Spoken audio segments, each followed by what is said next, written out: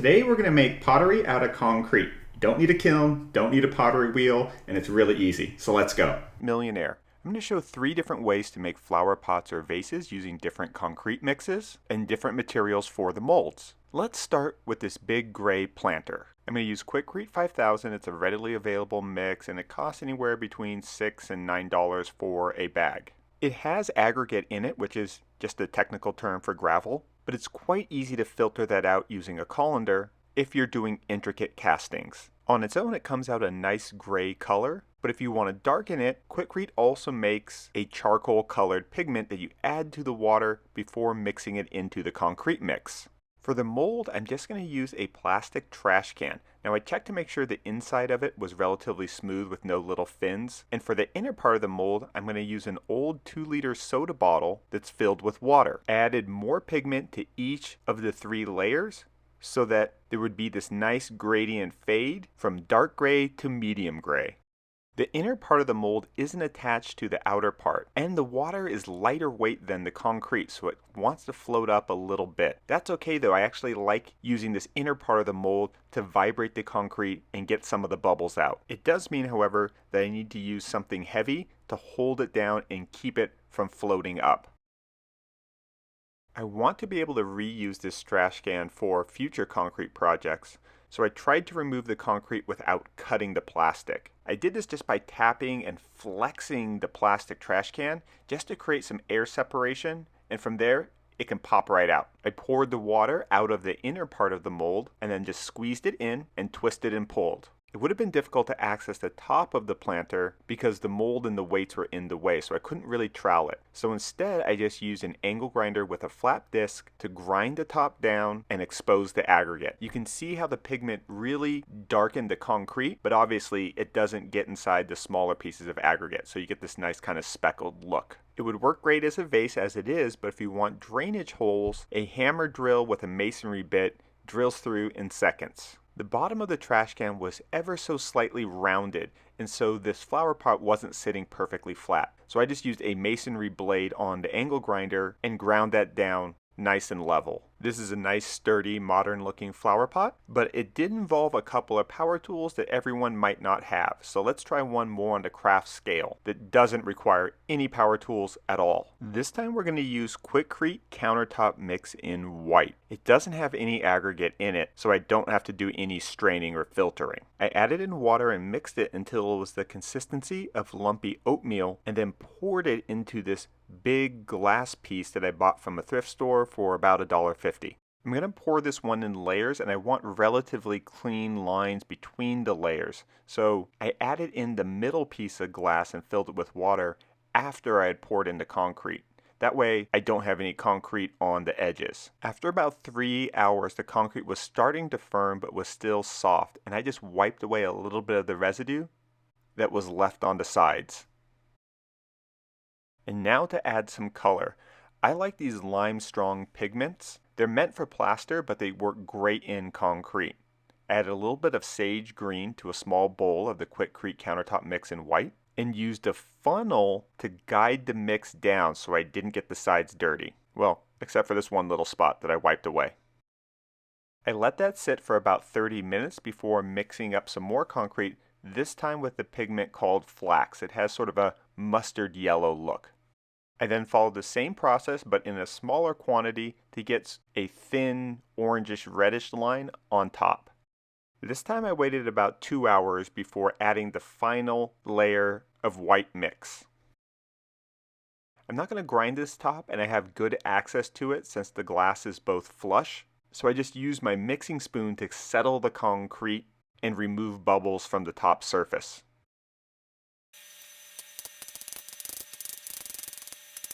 I let the concrete cure for 2 full days and then gently tapped on the outside glass with a hammer. It starts with just cracks, but as you tap it more and more, the pieces just fall away. Now if this process seems a little wasteful to you, I recommend using silicone or plastic for the molds, but I actually have a plan in mind for all this broken glass. And there's a lot of giant glass bottles that I'm now saving so that I can make a whole set of these. This piece has sort of a retro 70s vibe that I think will do well out here in Joshua Tree. I really liked that it didn't involve any power tools. But before we get to the third pot, let's hear a word from our sponsor.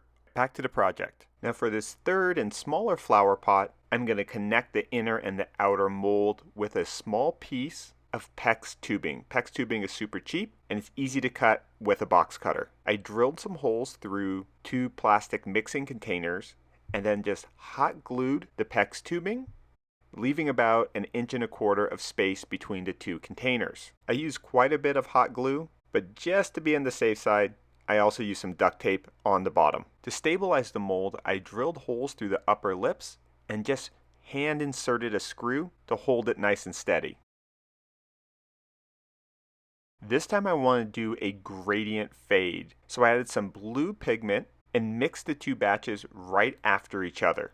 I poured the blue on top and then used my mixing spoon to really push it down and get the layers to interact with each other. For this pot, I tapped the sides quite a bit. This just helps get air bubbles up to the top. After letting the concrete cure for 2 days, I've removed the screws and I just made some cuts along the plastic. This just allows me to peel it off in segments. This is HDPE plastic and I have some really cool techniques for recycling that. In fact, I once made a guitar out of this same kind of plastic. So I'm just going to pull that off, scrape off the hot glue, and save it for later. The inner piece was a little stuck, so I just used a heat gun to soften up the hot glue. A blowtorch works if you're in a hurry, and then just pulled out the plastic with some pliers. You can leave the PEX tubing in, or you can just make some cuts in it and then push it through with a chisel or just a stick. I really like the gradient fade on this one. It's a nice functional little flower pot, and I think a whole set of these in different colors would look amazing. Now let's head over to the studio where I'll go over a lot of the frequently asked questions I get about working with concrete at this size. So all 3 of them came out pretty good. I think this technique is the way I would go if I had to produce a whole bunch of flower pots that were all the same. You could get 2 to 3 of the trash cans and a whole bunch of the inner kind of 2-liter soda bottles, and they're all reusable.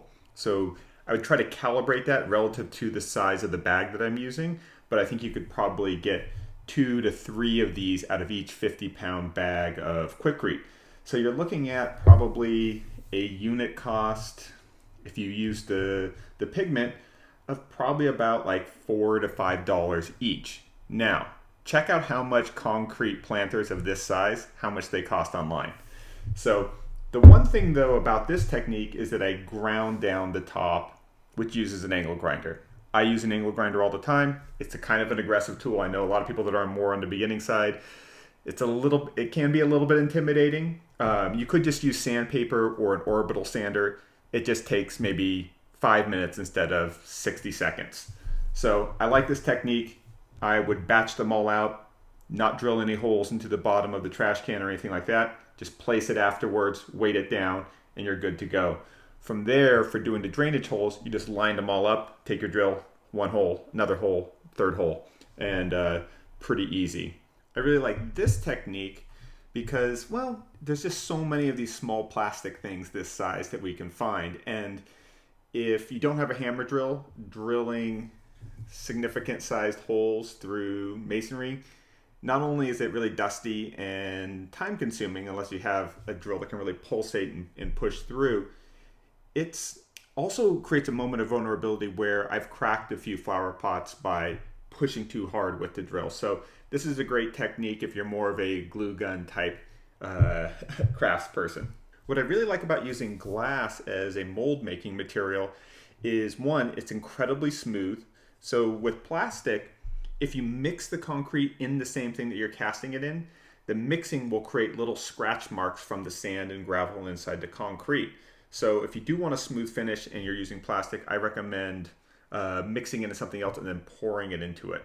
With glass, however, that's not the case. You can typically mix it in glass without scratching it too much, if at all.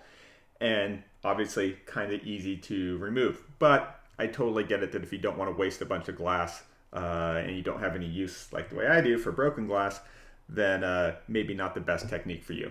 So one of the most common questions I get is, why don't you use some sort of mold release or grease the forms before you pour into concrete? People have suggested PAM cooking spray, vegetable oil, all sorts of things, WD-40. I've tried that a few times and I found that it's fairly often they can discolor the concrete, particularly if you're using the lighter color concretes. The other thing that I found, even when using a dark concrete and it doesn't really show, if you apply any sort of stain or try to seal it, it can resist that stain because there could be some oil embedded in just the outer surface of the concrete thing that you just made. So I try to focus on forms that are easy to release on their own. So this trash can is a perfect example. Sometimes in the bottom of trash cans, you'll see right around the edges, there'll be like a little fin that gives it a little bit more structural support. That's great for a thin-walled plastic trash can, not good for something that could bind to the concrete. So I just look for things that have a relatively smooth interior and that have a tapered form.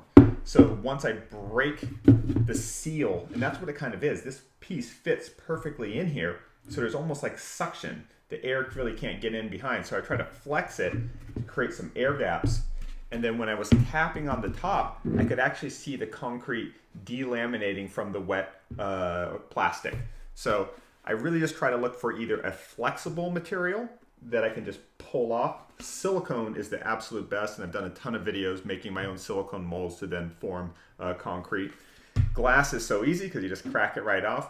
And then plastic like this is soft enough to cut and then tear away is pretty easy if you have a way to utilize all of that plastic scrap. Now, how do you get rid of bubbles? This one has more bubbles than this one, and it's because I tapped and vibrated this one a little bit more. It also is more effective when you're tapping and vibrating on a flexible form as opposed to a rigid one. It just compresses a little bit and then pulls off, and then the bubbles get released out. If you really want to get rid of all the bubbles, and this one's not bad at all, and I actually like just a little bit of speckling so it doesn't look too synthetic, you want to vibrate it as you pour it. So you'd add about an inch, vibrate it so those bubbles get to the top, add another inch, vibrate it, those ones get out to the top. So you just keep tapping and pouring. That's easier with two people, where one person can really be tapping and settling the form while the other person keeps pouring or scooping it in. The other option is to use a hammer drill or an orbital sander or a reciprocating saw. You just put something blunt over the blade or the attachment or take off the sandpaper, and you hold that kind of vibrating tool up to the side. Another thing that I think I really like to do is I make a slightly wobbly surface. It might just be, a board that's just on a couple of pieces of gravel or pebbles or something like that, so it just wobbles a little bit. And then I use my hammer drill on that surface, and then the whole thing vibrates and the bubbles come up. So if you actually want more bubbles, which is a question I have gotten a few times, you just don't vibrate it at all, and you mix as stiff of a concrete as you can, and you just pour it all in and just tap it a little bit. Really helps if you have a see-through container, and just get to the point where it's settling and then go hands off. How do you seal concrete? I typically don't. I love the way the finished concrete looks, and in terms of stain resistance, the smoother it is, the more it resists stains. Now, that being said, if you spilled red wine all over this, they'll probably leave some sort of mark. I typically don't like the way one stain looks on a new concrete piece, but over time, and this is what happened with my concrete countertops, all those stains sort of blended together, and it just looked like this really nice aged piece of masonry. If you do want to seal it, the Quikrete makes acrylic sealers. You just brush them on and you soak them in multiple layers. If you're looking for food grade finishes, just search food grade finish online. I used one, I think it was by BioShield. It's sort of a combination of beeswax and some sort of plant-based oil, but there's a few options out there. So is concrete safe for plants? Well, if you ever walk down a concrete sidewalk, you might see quite a few plants poking up around the sides. Now, that's not to say that concrete doesn't affect plants. So the nature of the material can impact the pH balance of the soil. So that will impact certain plants more than others, and I would just do your own research depending on the type of plants that you want to plant inside of these things. In general, I haven't had any issues with it. I've never had a plant die because of, had a lot of plants die, just not because of the concrete. Another tip that I've heard works well, and I've tested it. I have no way to actually verify its scientific veracity, but it seems to make sense, is that concrete sort of leaches off, I can't remember if it's a base or an acid, I think it's a base. It affects the soil most dramatically while the concrete's new.